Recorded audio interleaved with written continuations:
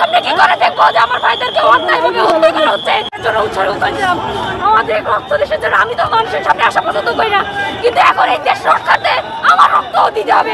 প্রথমবারের মতো প্রকাশ্যে এলেন শহীদ ওসমান হাদির স্ত্রী। ওসমান হাদির বন্ধু জাবেরকে গুলি করায় ডিসি মাসুদকে চরম গণধুলাই দিল ক্ষুব্ধ জনতা। আসসালামু আলাইকুম দর্শক, এবার হাদি হত্যার বিচারের দাবিতে ওসমান হাদির স্ত্রী মাঠে নেমে পড়েছে। কঠিন হুঁশিয়ারি দিয়েছে ডক্টর ইউনূসকে হাদি হত্যার বিচার করার জন্য। 24 ঘন্টার মধ্যে হাদির খুনিকে ধরে বিচার করতে হবে। অন্যদিকে জাবের সহ যারা আহত হয়েছিল তাদের অবস্থা ভয়াবহ। দর্শক, এ বিষয়ে বিস্তারিত দেখতে পারবেন এই ভিডিওতে, তাই 1 সেকেন্ডও না টেনে পুরো ভিডিওটি দেখবেন। চ্যানেলে নতুন হলে সাবস্ক্রাইব করে রাখবেন পরবর্তী আপডেট পাওয়ার জন্য। ভিডিওতে একটি লাইক করে দেখতে থাকুন সম্পূর্ণ ভিডিওটি। রক্ত দিতে হবে দেশের জন্য। তাহলে আমরা কোথায় যাব? কি অন্যায় ভাষণ? এই ভাষণটা রুখে দিন। আমার চোখের সামনে কি করে দেখবো যে আমার ভাইদেরকে অন্যায়ভাবে হত্যা করা হচ্ছে? এর জন্য উৎসর্গ করেছিলাম আমাদের রক্ত দেশের জন্য। আমি তো মানুষের সামনে আসা পছন্দ করি না, কিন্তু এখন এই দেশ রক্ষার্থে আমার রক্ত দিতে হবে দেশের জন্য। আপনি রাতে কেন আসছিলেন? আমি এসেছিলাম এই যে আমাদের ভাইদের উপর হামলা করা হচ্ছে, তার তো আমার কিছু না, কিন্তু যখন দেখছি দেশে অন্যায়ভাবে হত্যা করা হচ্ছে, তখন কেন আমরা ঘরে বসে থাকবো? কেন ঘরে বসে থাকবো? আমার চোখের সামনে কি করে দেখবো যে আমার ভাইদেরকে অন্যায়ভাবে হত্যা করা হচ্ছে?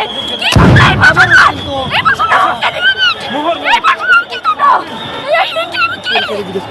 এখন কি যাচ্ছেন? আপনি কি যাচ্ছেন? আপনি একটু বলবেন।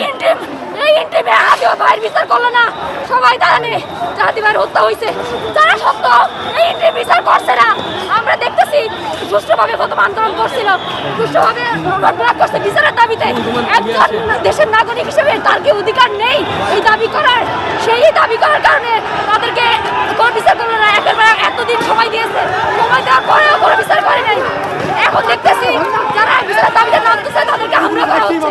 তাহলে আমরা কোথায় যাব? কোথায় যাব? নিয়ে নিক, আমাদের সব রক্ত দিয়ে দিলাম। আমি যাবো না এখান থেকে। দেশে দেশে সবার সাথে দ্য নিউজ। রাজধানীর ইন্টারকন্টিনেন্টাল মোড় এলাকায় শুক্রবার বিকেলে ইনকিলাব মঞ্চের নেতাকর্মীদের সঙ্গে পুলিশের তুমুল সংঘর্ষের ঘটনায় উত্তেজনা চরমে পৌঁছেছে। সংঘর্ষের সময় ইনকিলাব মঞ্চের সদস্য সচিব আব্দুল্লাহ আল জাবের গুলিবিদ্ধ হওয়ার অভিযোগ উঠেছে। এই ঘটনায় ক্ষুব্ধ জনতা পুলিশের একজন উচ্চপদস্থ কর্মকর্তা ডিসি মাসুদকে ঘিরে ধরে চরম গণধুলাই দেয় বলে প্রত্যক্ষদর্শী ও সামাজিক যোগাযোগ মাধ্যমে ছড়িয়ে পড়া ভিডিওতে দেখা যায়। ইনকিলাব মঞ্চের নেতৃত্বাধীন আন্দোলনকারীরা শহীদ শরীফ ওসমান হাদি হত্যা নিরপেক্ষ তদন্তের জন্য জাতিসংঘের অধীনে তদন্তের দাবিতে যমুনা এলাকায় অবস্থান কর্মসূচি পালন করছিলেন। শুক্রবার বিকেলে তারা শাহবাগ থেকে মিছিল সহকারে যমুনার দিকে অগ্রসর হওয়ার চেষ্টা করলে পুলিশ বাধা দেয়। এ সময় উভয় পক্ষের মধ্যে ধাক্কাধাক্কি, ইটপাটকেল নিক্ষেপ এবং কাঁদানে গ্যাসের ব্যবহার শুরু হয়। ইনকিলাব মঞ্চের পক্ষ থেকে দাবি করা হয়েছে পুলিশের গুলিতে আব্দুল্লাহ আল জাবের গুলিবিদ্ধ হয়েছেন। সংগঠনের একাধিক নেতাকর্মী জানান জাবেরকে ঢাকা মেডিকেল কলেজ হাসপাতালে নেওয়া হয়েছে এবং তার অবস্থা আশঙ্কাজনক। সামাজিক যোগাযোগ মাধ্যমে ছড়িয়ে পড়া ছবি ও ভিডিওতে জাবেরকে রক্তাক্ত অবস্থায় দেখা গেছে। সংগঠনের মুখপাত্ররা অভিযোগ করেন পুলিশ লাঠিচার্জ, জলকামান ও গুলি চালিয়ে শান্তিপূর্ণ আন্দোলনকারীদের উপর হামলা করেছে। এতে অন্তত 40 জনের বেশি নেতাকর্মী আহত হয়েছেন বলে দাবি করা হয়েছে। অন্যদিকে অন্তর্বর্তী সরকারের পক্ষ থেকে এবং ঢাকা মেট্রোপলিটন পুলিশ সাফ জানিয়েছে যে আইনশৃঙ্খলা বাহিনী কোনো আগ্নেয়াস্ত্র ব্যবহার করেনি। পুলিশের মুখপাত্র জানান বিক্ষোভকারীরা পুলিশের ব্যারিকেড ভাঙার চেষ্টা করলে শুধুমাত্র টিয়ার গ্যাস, সাউন্ড গ্রেনেড এবং জলকামান ব্যবহার করে পরিস্থিতি নিয়ন্ত্রণে আনা হয়েছে। গুলি চালানোর অভিযোগকে তারা ভিত্তিহীন বলে উড়িয়ে দিয়েছে। হাসপাতাল সূত্রে জানা গেছে আহতদের মধ্যে কয়েকজনের শরীরে ধাতব বস্তুর আঘাতের চিহ্ন পাওয়া গেছে, তবে গুলির ধরন নিশ্চিত করা যায়নি। সংঘর্ষের পরপরই পরিস্থিতি আরো উত্তপ্ত হয়ে ওঠে যখন ক্ষুব্ধ জনতা পুলিশের একজন ডেপুটি কমিশনার মাসুদকে ঘিরে ফেলে। প্রত্যক্ষদর্শীরা জানান জনতা তাকে ধাক্কাধাক্কি করে লাঞ্ছিত করে এবং হাতাহাতি করে গণধুলাই দেয়। পরে অন্য পুলিশ সদস্যরা তাকে উদ্ধার করে নিরাপদ স্থানে নিয়ে যান। এই ঘটনার ভিডিও সামাজিক যোগাযোগ মাধ্যমে ভাইরাল হয়েছে, যাতে দেখা যায় জনতার ক্ষোভ চরমে পৌঁছেছে। এদিকে ইনকিলাব মঞ্চের নেতারা এই ঘটনাকে রাষ্ট্রীয় দমননীতির অংশ বলে অভিহিত করেছেন। তারা দাবি করেন শরীফ ওসমান হাদি হত্যার বিচার চাওয়ায় সরকারের কোনো কোনো অংশ অস্বস্তিতে পড়েছে। হাদির স্ত্রী রাবেয়া ইসলাম শম্পা ও ডাকসুর সাবেক নেত্রী ফাতিমা তাসনিম জুমা সহ অন্যান্য নেতারা বলেন, আমরা শান্তিপূর্ণভাবে বিচার চাইছি, কিন্তু প্রতিবারই আমাদের উপর হামলা করা হচ্ছে। জাবের ভাইয়ের গুলিবিদ্ধ হওয়া এবং ডিসি মাসুদের উপর জনতার ক্ষোভ এটা সরকারের ব্যর্থতার প্রমাণ। অন্তর্বর্তী সরকারের পক্ষ থেকে জানানো হয়েছে হাদি হত্যা তদন্ত জাতিসংঘের মানবাধিকার বিষয়ক দপ্তরের মাধ্যমে করার প্রস্তাব দেওয়া হবে। তবে আন্দোলনকারীরা এতে সন্তুষ্ট নন এবং আন্দোলন অব্যাহত রাখার ঘোষণা দিয়েছেন। পুলিশ জানিয়েছে ঘটনাস্থলে অতিরিক্ত ফোর্স মোতায়েন করা হয়েছে এবং পরিস্থিতি নিয়ন্ত্রণে রাখার চেষ্টা চলছে।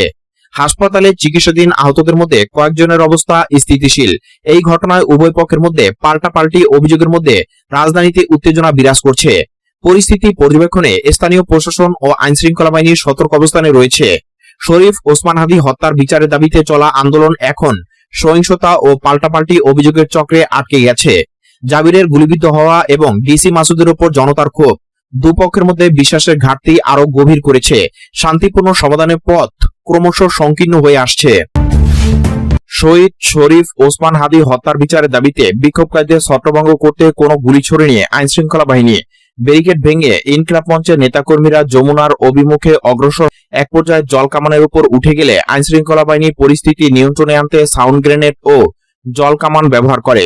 এই ঘটনায় 3 জন নিহতের খবর মিথ্যা বলে জানিয়েছে সরকার। শুক্রবার সন্ধ্যায় প্রধান উপদেষ্টা প্রেসিং এ পাঠানো এক বিবৃতিতে এই তথ্য জানানো হয়েছে। এতে বলা হয়, যমুনা ও এর আশেপাশের এলাকায় বিক্ষোভ নিষিদ্ধ থাকা সত্ত্বেও আইনশৃঙ্খলা বাহিনী প্রথমে বিক্ষোভকারীদের বিরুদ্ধে কোনো ধরনের বল প্রয়োগ করেনি।